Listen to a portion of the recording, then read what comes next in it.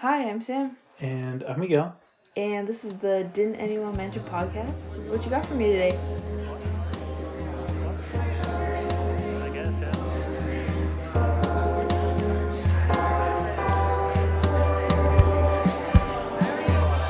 Well, today, I have a little something about the Owyhee Mountains. Oh, cool. Have you ever heard about the cannibals that live in the Owyhee Mountains? No. Okay, well, before we get into that... Oh my gosh. Oh my goodness. Before we get into that, do we have some things to talk about before we get started on the podcast? I mean... very quickly. The coolest thing is we're reaching out to a couple local places to maybe get some sponsorships, either like just work with them, collaborate with them. Yeah, collaboration I think is the biggest name of the game. And somebody messaged us back, and that was so cool. Yeah, that was really cool for us to be a part of. Yeah, even if they end up doing it or not, that would be super cool. Yeah. But I can't believe they actually emailed us back. I mean, yeah, we'll just wait for now. But either way, if it goes through or if it doesn't go through, still exciting. We'll probably still give them a shout out. Either way, great company. We want to be a part of like our local community and support good things. I guess like support some good influences in those communities. Just being part of a good local community is big. Good local. I know it's big to Idaho. Yeah, so. But that was pretty cool. That was pretty crazy, and I cannot believe that happened. So that was cool. Yeah. So now back into the Owyhee Mountains. Tell me. So you've never heard of the cannibals living in like a mountain or anything like that? I feel like we heard it a lot in high school, possibly. I feel like I remember like there was cannibals living in the Idaho mountains. You never heard anything like that? No. Where'd you get this? Where'd you come up with the idea? I feel like I heard it in high school, and I was just... Maybe you did. I didn't, but maybe you did. Originally, I was going to dig into... what was it? Oh, there was an island in New York called North Brother Island. I might do another episode on it, but essentially it was an island that was used for quarantine, and it's now haunted, kind of, but you can't get into it without a permit. Oh, dang. Because it's and there's policemen patrolling it, and there's people hearing screams from it. But it's like really hard to get any kind of first-hand accounts because it's like so patrolled. Oh, dang. That's kind of terrifying. Right. Because what if it's not ghosts that they're hearing? What if it's actual people still there? You ever heard of Typhoid Mary? That does sound familiar. Why does that sound familiar? Originates from that island. So, okay, this is a whole different thing that we're going to do, maybe. But essentially, Typhoid Mary was from New York City, and she was... You remember typhoid fever? So yes, maybe that's what I'm thinking of. Not Typhoid Mary, she was asymptomatic to it. So she was a carrier of the disease. But she had no symptoms. Yeah. So she was a cook around that time, and she was just spreading around like crazy. And she eventually, she went to the island, got discharged. Okay, and then she came back to the island because they realized it was her, and she ended up dying there from pneumonia, in 1938, I want to say. And that's Typhoid Mary, the famous Typhoid Mary. I'm sure you're going to hear about it later. But she's from that island, and. Yeah, crazy shit happened on that island. It was a hospital, then it became a quarantine zone, and then it became and then a steamboat passed by, and it caught on fire, killed 1,000 people, including kids. Oh my gosh. Yeah, and... But the staff of the... Yeah, place was sketchy. Yeah, but it's supposedly haunted, but it's so overgrown now that people, people call it the future if humans disappear. That's how it is. Oh, I see. Like nature's just taking over. Yeah, I can see. Yeah. So... Jeez, that's kind of spooky. Yeah, so that's what I was originally going to do, but I couldn't find any really first-hand accounts. And you were like, I'd rather have some first-hand accounts. Yeah, So you have first-hand accounts of cannibals in Owyhee? Kind of. Oh, boy. Kind of. I'm not going to say it's It dates back to the Shoshone tribe. And cool. I don't know if it's Shoshone or Shoshone. You know which one it is? I don't, but if anybody wants to let us know, please do. Because, yeah. I'm going to go with Shoshone. Because I don't know how to speak English or any other language half the time. So, getting into the meat and potatoes here. The lore takes place in the Owyhee mountain range. Fun fact, it's the closest mountain range to us right now. That's great. Isn't that fantastic? That's awesome. Every time you say meat and potatoes, I always am like, dang, I can go for some meat and taters. Every time. But, that's great. I'm so happy they're so close to us. Supposedly. You don't believe in them? I don't know if I do or if I don't. Okay. I'm about to read you the whole folklore of it. Love it. So Skinwalker-ish or no? No. No. No, I wouldn't say. So here's the folklore of it. It's super summed up. I read the whole thing and just kind of summed it up. Cool. So essentially, there was a fella named Nehankan, and he was a spider. Oh, a spider. A little spider. Charlotte's Web action. Got it. And he was in search of mischief. And on his path, he found some berries along a riverbank, and he stopped to enjoy some food.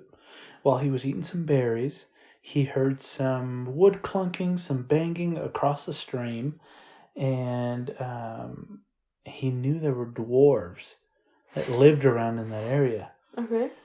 So he was thinking, I'm a little spider. Mm-hmm. You know, I can play around a little bit. I can be mischievous. Mm-hmm.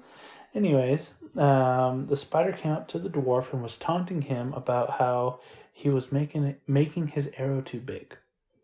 Right? Supposedly these dwarves are just they're super powered, right? This arrow that this dwarf was making was 10 men long, 1 man thick, just a tree trunk of an arrow. And the spider was like, you can't pick that up, you can't shoot that, you can't pick that up, you can't shoot that, right? And it was just taunting him back and forth. Anyways, the dwarf was saying, back up, like back up, back up. Anyways, it got to a point where the spider was shouting, like, you can't shoot me from over here.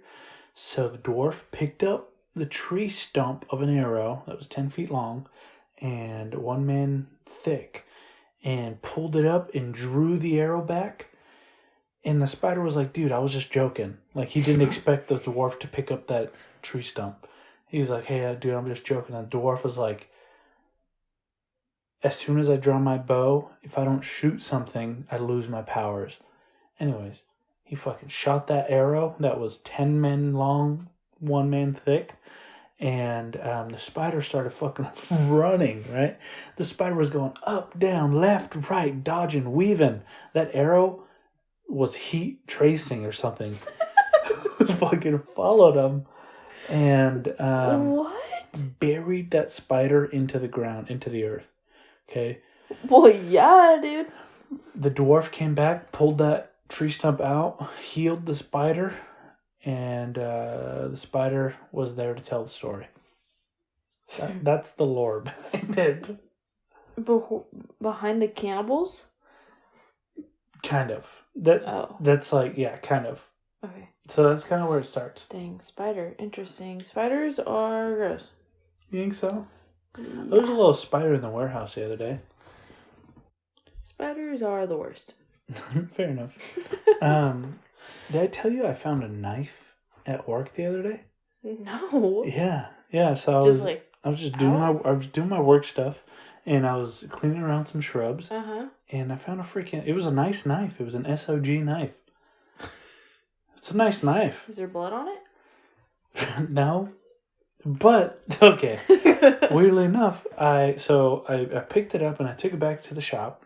Mm-hmm. And I cleaned it up, and the spots that it left were red. Isn't that weird? Oh my gosh. And I'm not even joking. Did you just like clean up a murder weapon or what? I don't know. It didn't look like it had anything on it. But like, as soon as it left like red spots. It was weird. That's great. I'm so happy. Now your fingerprints are all over it. Awesome. So if this podcast, this becomes a single podcast, You'll know why, because Miguel just picks up random shit on the floor. Let me tell you, it's free. It's fucking free. Dude, where, like, downtown or what? No, it was off of, it was in southeast Boise. Dang, get wrecked. I know, right? Sheesh. Anyways. Dang, that's a little terrifying, but okay. I was going to say, I had that knife in my hand when I saw that spider in the shop. You should have thrown it at it. Too nice of a knife. Oh, I see. So it's a bougie knife. Got it. So, that's the lore behind the Nemerigar. Yeah. Lay it on me. That's their name. So, the Nemerigar are a tribe of dwarves that live in the Owyhee Mountains that hunt you. They're dwarves that hunt you with poison arrows. They have razor-sharp canine teeth. And they're man-eaters. Okay? Nice. They also migrate up and down through the seasons. The Rockies go all the way up to Canada, right? Mm-hmm. And they end up in Wyoming. Just all the way through Idaho, back down, up and down. Mm-hmm. So you can spot them at different times of the year, and they migrate all the way up and back down. Interesting. Yeah. The Shoshone translation for the Nemerigar is cannibal. Nice. Love it. Isn't that awesome? That's disgusting. Cannibal? Yeah. Ew. That means you eat people. Yeah, that's true. That's pretty gross.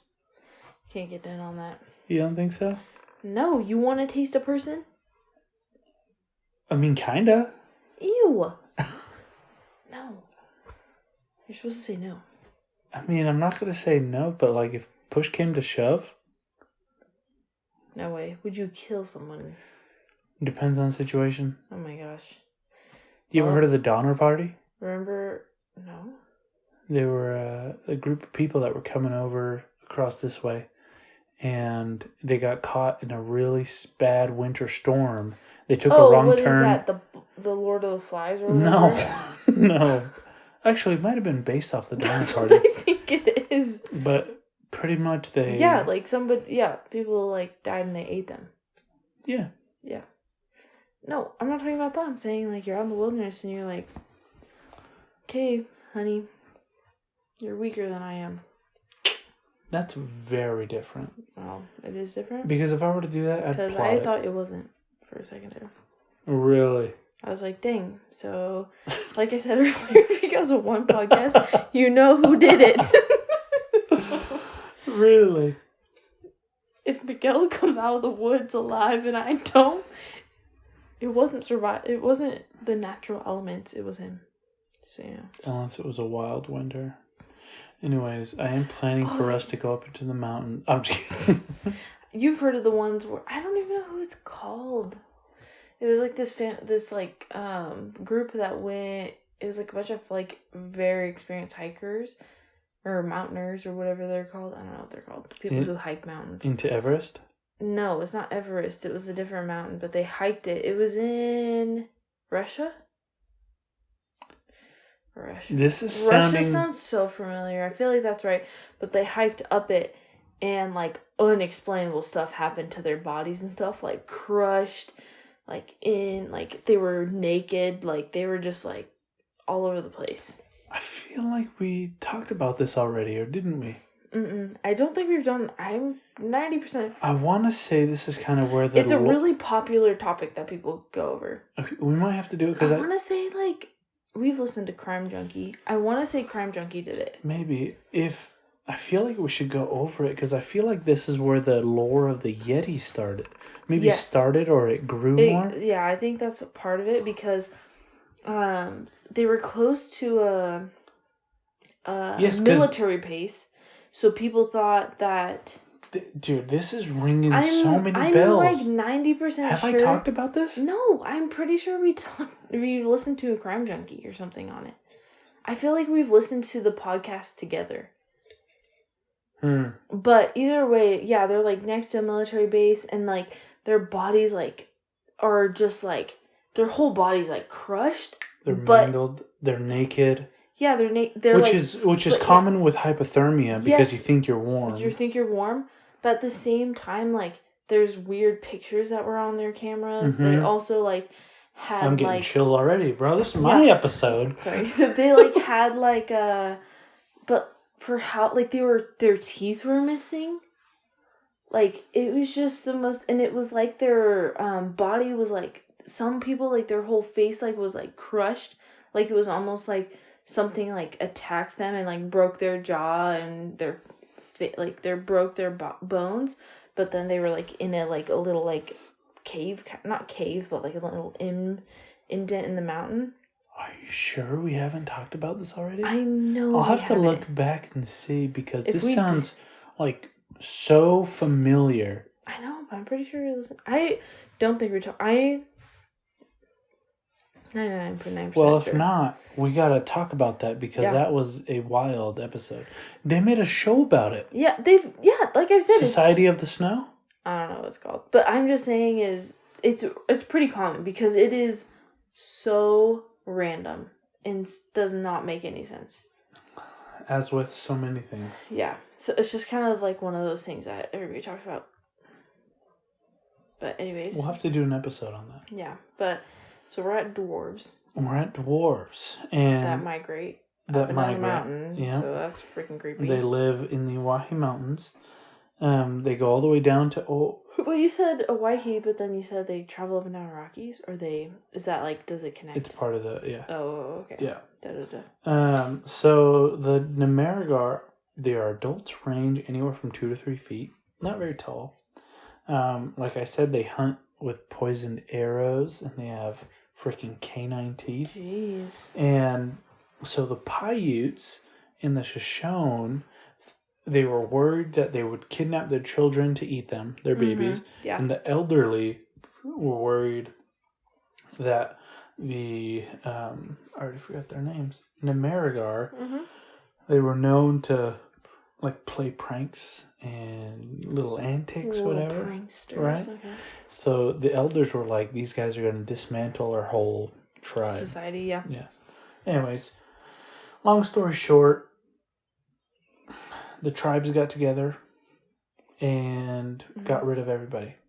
They killed all of them. Oh, they like... Oh, Supposedly. Okay. Supposedly. They killed all of them. Got it.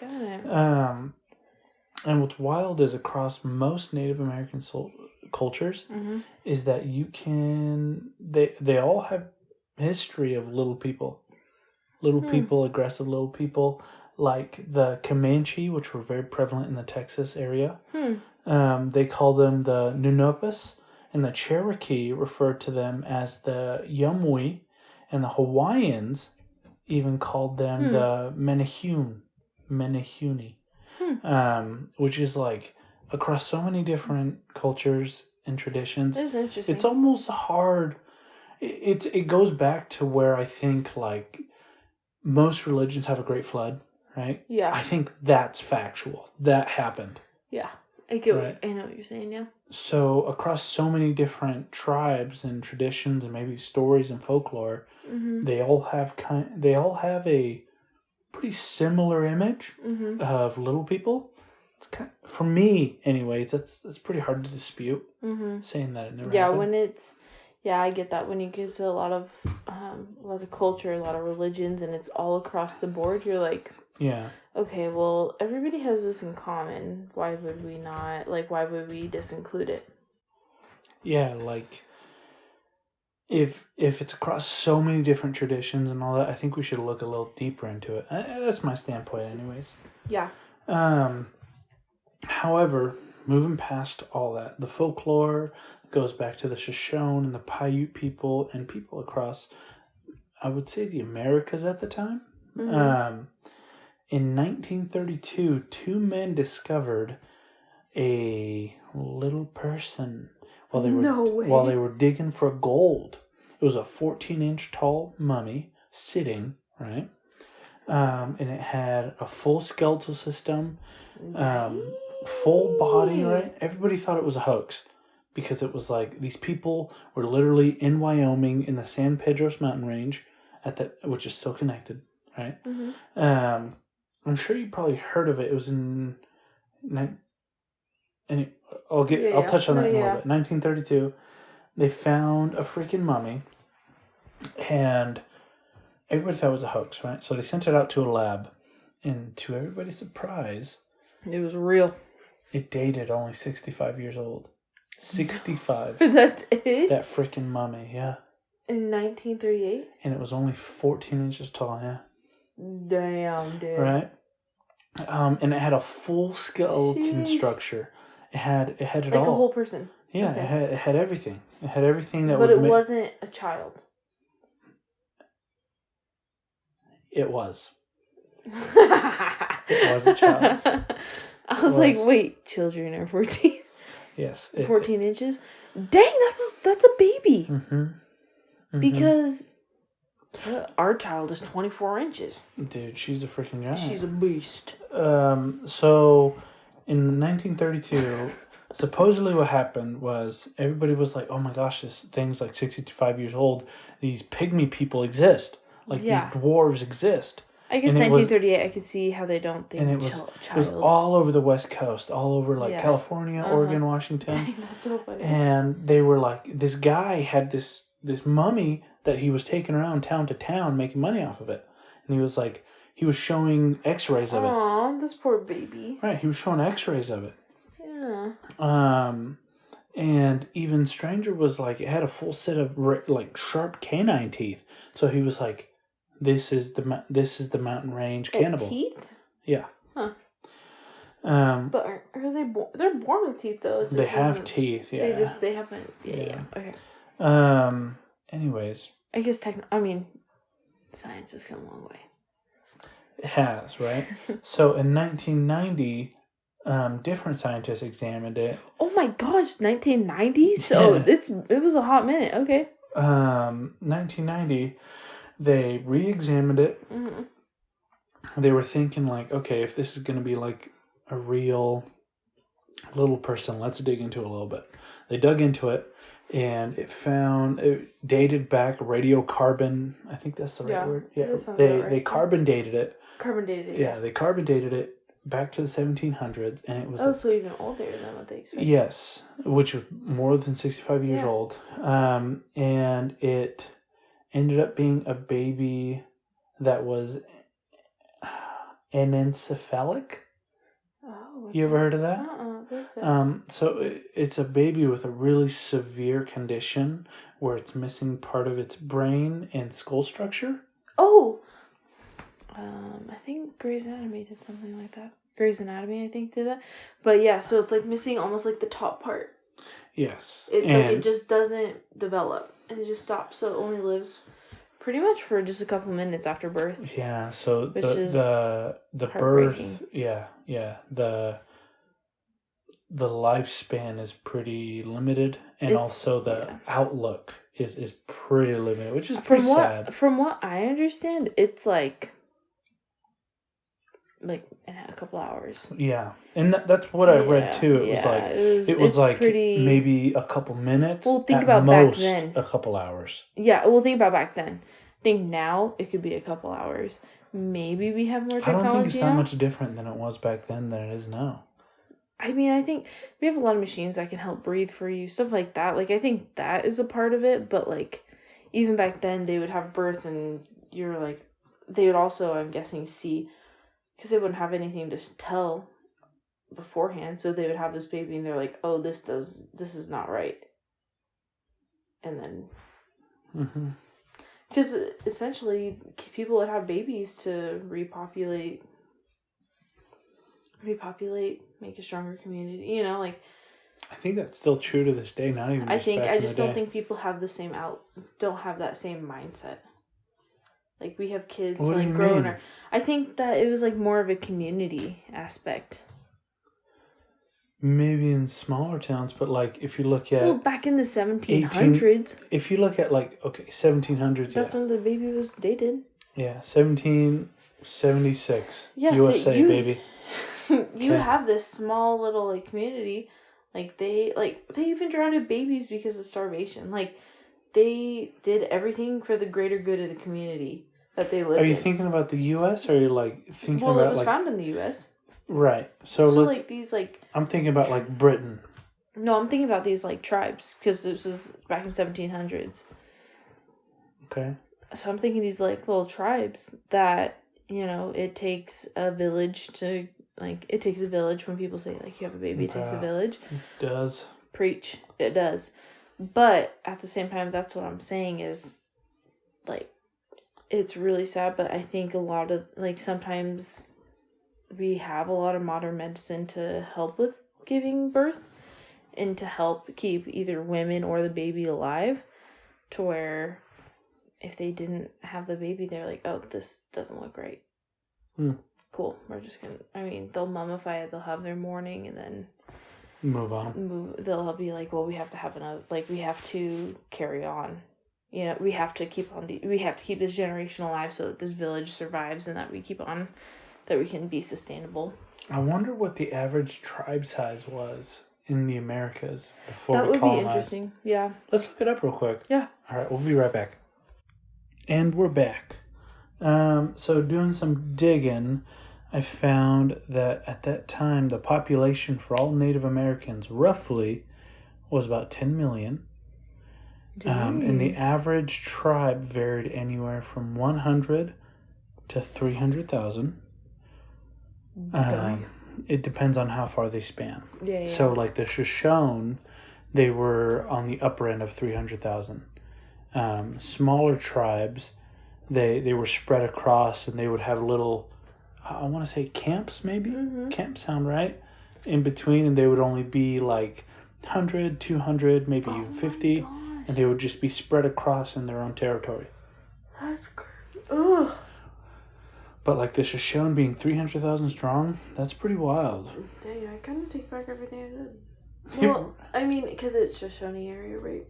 Is that where it's from? Yeah, Shoshone spreads from Wyoming to all the way across Idaho. That would make sense. On the southern part of Idaho. That would make sense on why it's like 300,000. Dang, that's so many. That's a lot. Isn't that wild?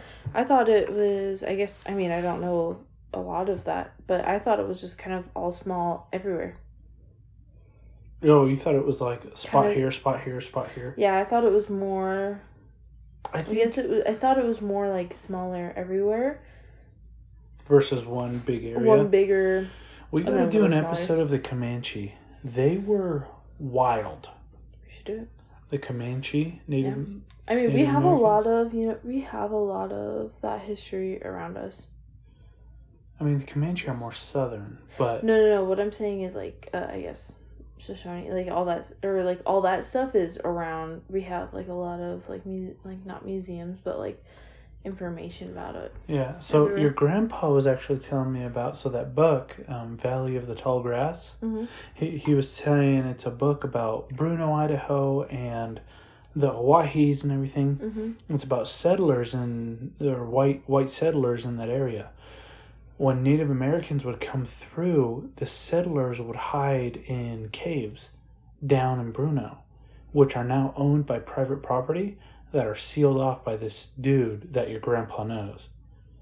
I wouldn't doubt it. My grandpa, awesome dude, by the way. Like he's a great dude. He's a great guy. He was in the Air Force, and that's how he kind of got to Bruno. Because he was stationed in Mountain Home, which, if anybody knows, is super close. It's also a big military. It is a military base, yeah.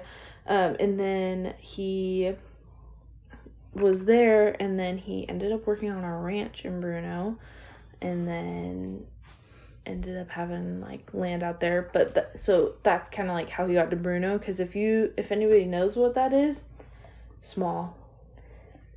Nothing super small. Like, I'm pretty sure my grandparents know everybody there. Like, yeah, everybody knows each other on a first name basis. Yeah, everybody in that town. Exactly. Like, they're like, oh, like I saw this random car. Who was that? And they're like, oh, it was, like, or they'll be like, oh, was it grandkids visiting you? Like, they know. Everybody knows. And so, yeah, when Miguel says like, oh yeah, your grandpa knows the guy, I wouldn't doubt it easily. Yeah. So anyways, and he's just a nice guy, so everybody would be nice to him. Yeah. Yeah. So he was talking about this cave. It's called Settler's Cave or something like that. Mm-hmm. And apparently it used to be like a field trip for the kids in the school, but he closed it off since then. And I think they shut down one of the schools recently in the last few years. I don't know. They said they should so they have to go all the way to another city. Grandview, probably. I think it might be Grandview. Yeah. Mm-hmm. And so Mac was saying, like, in this cave, they would hide from the Native Americans in there, but they carved out holes for their rifles on the entrance of the cave, so like you can see portholes for the rifles. No way. Yeah. And he's like, I haven't been there in years, though.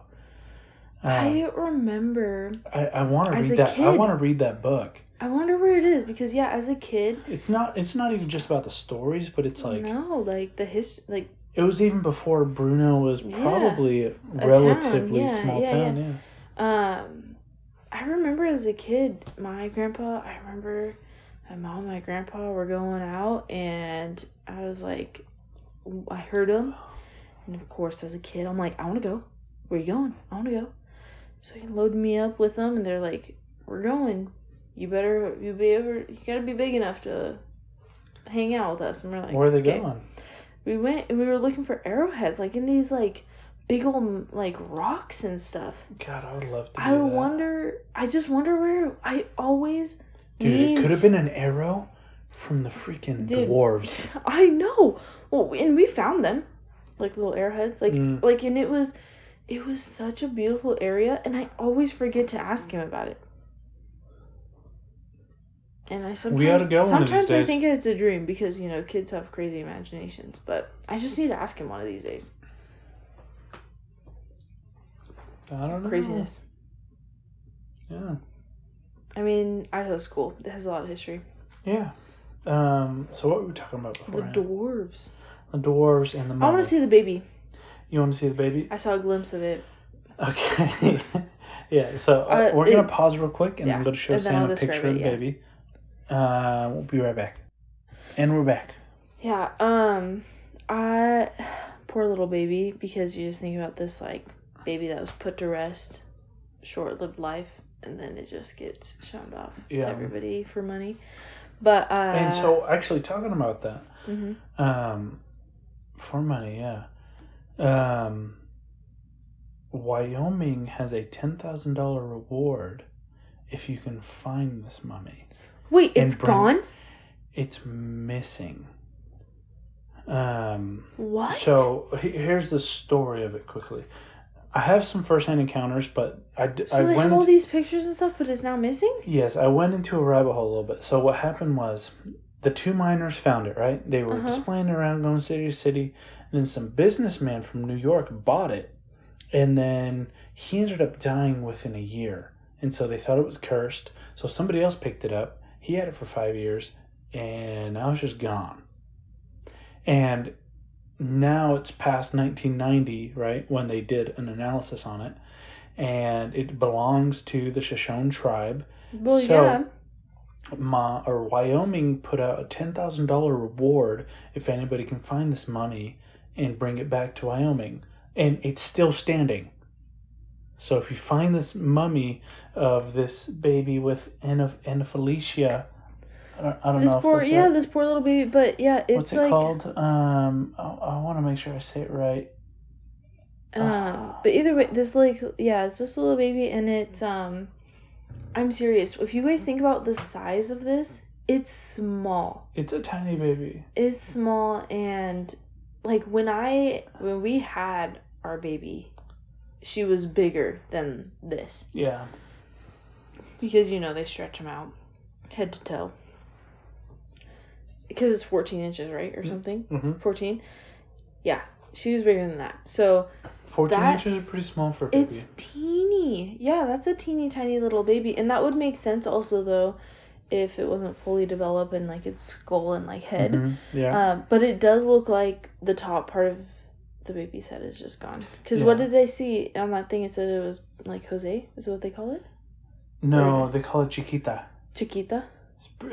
Well, it's a different mummy, kind of the same. Oh. So, dang, that's crazy. So yeah, there's a $10,000 reward. It went missing over on the East Coast somewhere.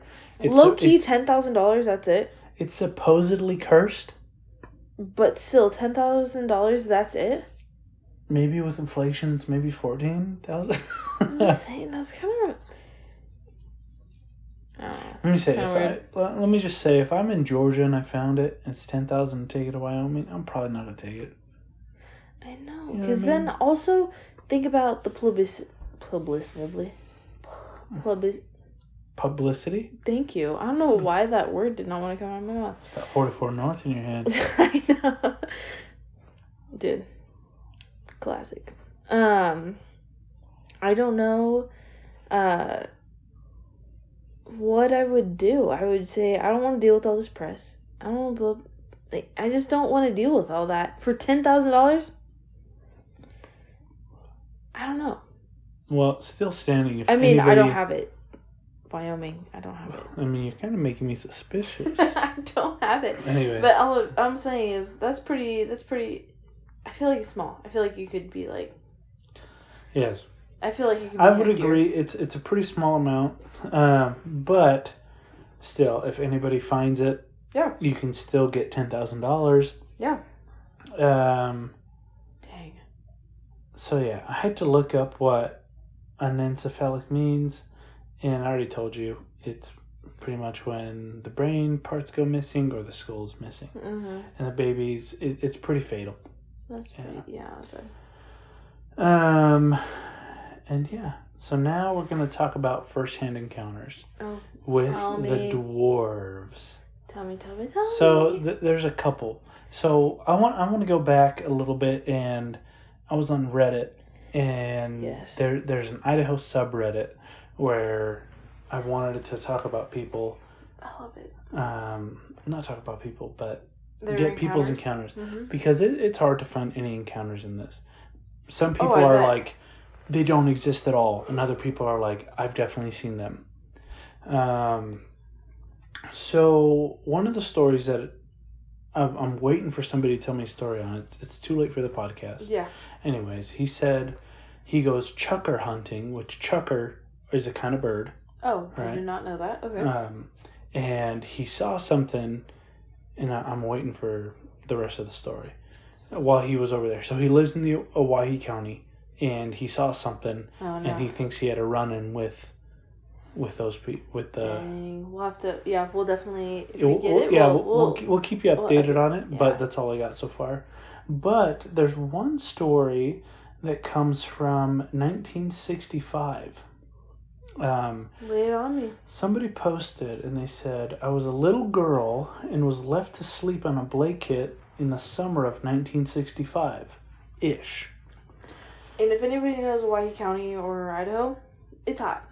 It's like hot. It's like 80 degrees. It's southern. Summer. It's barren. There's nothing. It's a desert. It's literally a desert. Yeah. So if you're like, oh my gosh, this girl just had a blanket, it's hot. It's toasty. It's a desert.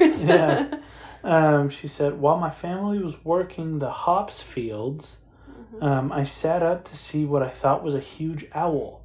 Instead, I found a large, weird-looking owl man who was looking and I believe telepathic communicating with me. Not sure why he walked away, but he looked to be wearing a wraparound cape, and he took steps by raising his hips instead of his knees.